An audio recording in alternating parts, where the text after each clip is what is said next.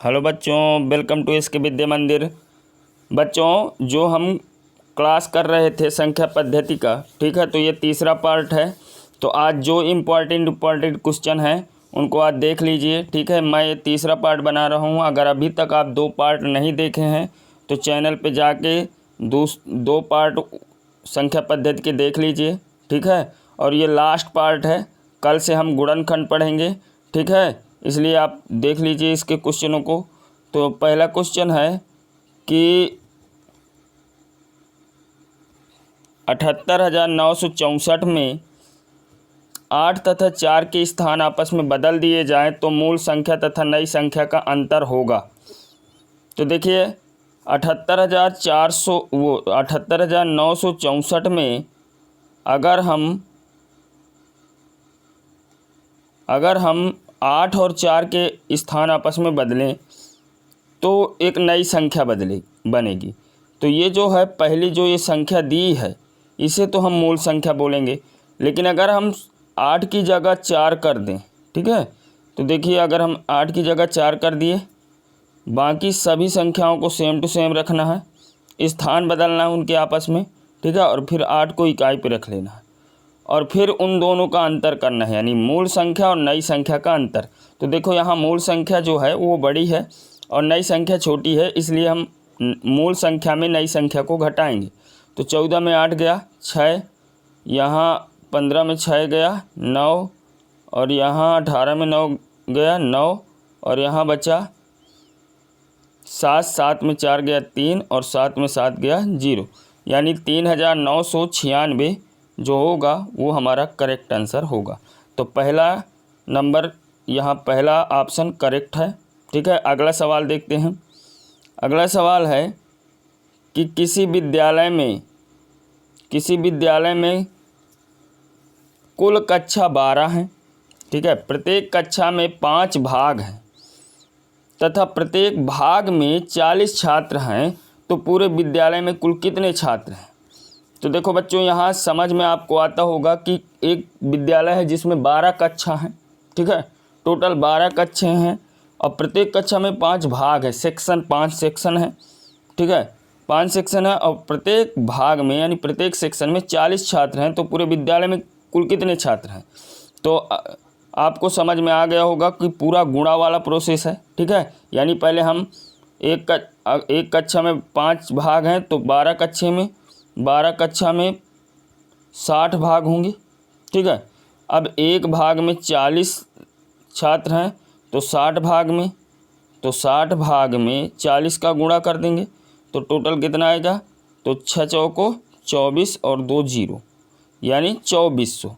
तो कुल मिला के विद्यालय में कुल कितने छात्र हैं? तो 24 छात्र हैं। तो यहाँ पर ए ऑप्शन आपका करेक्ट हो जाएगा। अब देखते हैं अगला सवाल। अगला सवाल है तीसरा सवाल है 5 स्टार,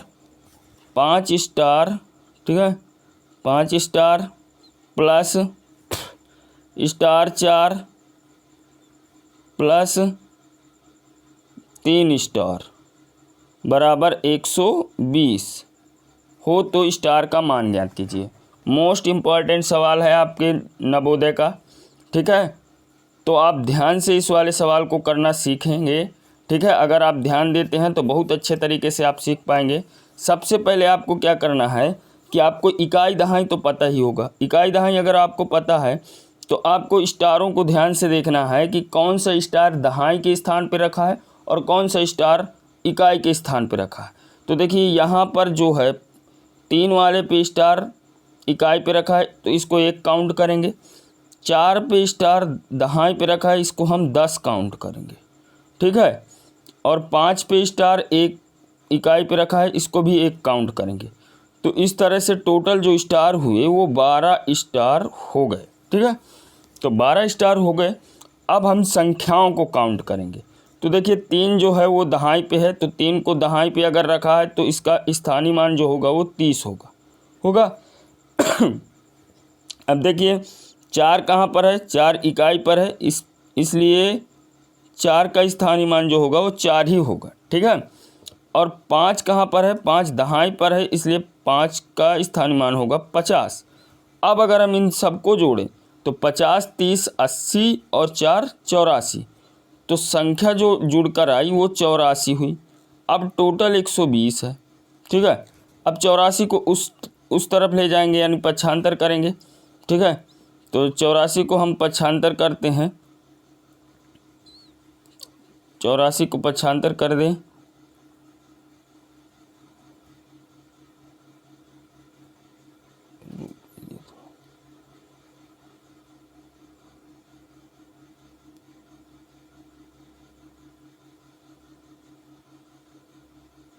चौरासी का पक्षांतर करते हैं बराबर 120, ठीक है।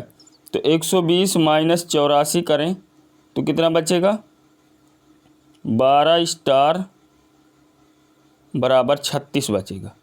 अब स्टार बराबर 36 बटा, उधर जाएगा बटा में जाएगा 12, 12 आई 36। तो इस तरह से जो 3 है वो आपका करेक्ट आंसर हो जाएगा, ठीक है। तो आई होप आपको समझ में आया होगा कि किस तरह से इस सवाल को हल करना है। तो 3 जो है वो करेक्ट हो जाएगा यहाँ पर। तो अब चलते हैं चौथे क्वेश्चन की तरफ, ठीक है।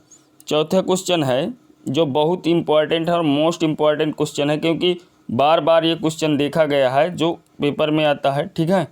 -1 का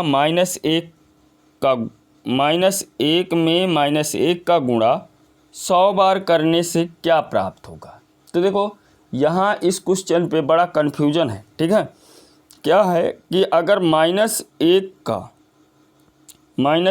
पे हम 100 बार गुणा करते हैं, यानी -1 गुणे -1, ऐसे -1 का गुणा 100 बार करना है, ठीक है।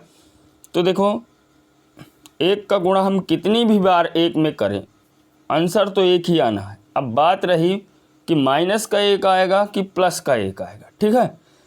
तो यहाँ पर किताबों में जो है, ठीक है, तो आप ध्यान से देखिए, -1 को यहाँ पर 1 ये भी लिया है और 101 ये भी है, तो टोटल वो जो घात बनाता है वो 101 बनाता है, ठीक है। तो हमें क्या करना, -1 का -1 में 100 बार गुणा का मतलब ये हो गया कि -1 ये हो गया और 101 ये हो गए, तो टोटल 101 हो गए। इसलिए -1 के घाते 101। अब -1 हो चाहे +1 हो, अगर उसके घात लगी है, कितनी भी बड़ी घात लगी हो, तो समझ लिए उसका जो आंसर है वो 1 ही आएगा, ठीक है। तो अभी तो आंसर 1 आया मान लीजिए, ठीक है। लेकिन हम प्लस का आएगा कि माइनस का आएगा, तो हम ये घात पे डिपेंड करता है। अगर घात सम है, ठीक है, यानी 100 है, 200 है, 2 है, 4 है, सम है, तो प्लस का आंसर आएगा -1 में ही, ठीक है। लेकिन अगर घात विषम है तो माइनस का आंसर आएगा। तो यहाँ पर -1 करेक्ट होना चाहिए, ठीक है। -1 करेक्ट हो जाएगा, क्योंकि इस वाले 1 को भी ऐसा नहीं है कि -1 के घाते 100 है, ऐसा नहीं है, क्योंकि वो इस वाले 1 को, इसमें 2 1 है ना, इसमें से एक को काउंट कर रहा है, तो टोटल जो घात बना रहा है वो -1 के घाते 101 बना रहा है। इसलिए सी वाला जो है वो करेक्ट हो जाएगा। अगला सवाल देखते हैं। किसी संख्या में 18 का भाग देने पर भागफल 234 तथा शेष फल 5 बचता है, तो वह संख्या ज्ञात कीजिए। तो बच्चों देखो, इसमें आप लोगों ने भाग किया होगा, भाग के बाद उत्तर की जांच करते हैं, ठीक है। तो जब उत्तर की जांच करते हैं तो आप देखते हैं कि अगर आप भाजक और भागफल का गुणा करके शेषफल को जोड़ें तो भाजक यानी भाज्य प्राप्त हो जाता है। उसी तरह किसी संख्या में 18 का भाग देने पर 234 तथा शेषफल 5 बचता है, तो वह संख्या, यानी हमें भाज्य ज्ञात करना। क्या ज्ञात करना है? भाज्य। तो इसके लिए सीधे सीधे सूत्र होता है भाजक, ठीक है, गुणे भागफल धन शेषफल, ठीक है। तो हम यही सूत्र लगाएंगे। तो भाजक गुणे भागफल यानी 234 गुणे 18 प्लस 5। अब करते हैं, पहले गुणा करते हैं। 18 चौक 72, ठीक है, 72 के 2 हासिलाए 7, 18 तिक्का 54, 7 61, 18 दूना 36, 6 42, ठीक है। तो 4212 प्लस 5 अब जोड़ देंगे तो 4217, यानी 4217 जो होगा वो हमारा करेक्ट हो जाएगा। तो इसमें ऑप्शन नंबर बी करेक्ट हो जाएगा। और इस सूत्र को आप अच्छे से याद कर लीजिए, भाज्य बराबर भाजक गुणे भागफल धन शेष फल। तो आई होप आपको ये क्लास अच्छी लगी होगी। ठीक है, तो हमारी जो संख्या पद्धति है उसके मैं अधिकतर सवालों को कवर कर लिया हूँ। ठीक है, और अगर अभी भी आपको कोई डाउट हो तो आप हमें कमेंट बॉक्स में बताइएगा। जो भी सवाल ना आए उसको आप टाइप करने की कोशिश करिएगा। ठीक है, तो मैं आपको ज़रूर उस सवाल को हल कराऊंगा। ठीक है, और अपनी तैयारी के लिए यानी आपको अगर 2024 में नवोदय बिल्कुल से आप सीरियस हैं कि मुझे जवाहर नवोदय विद्यालय में पढ़ना है, तो आपको इस चैनल को सब्सक्राइब करना पड़ेगा। तो आज के वीडियो के लिए बस आज के लिए इतना ही। जय हिंद, धन्यवाद।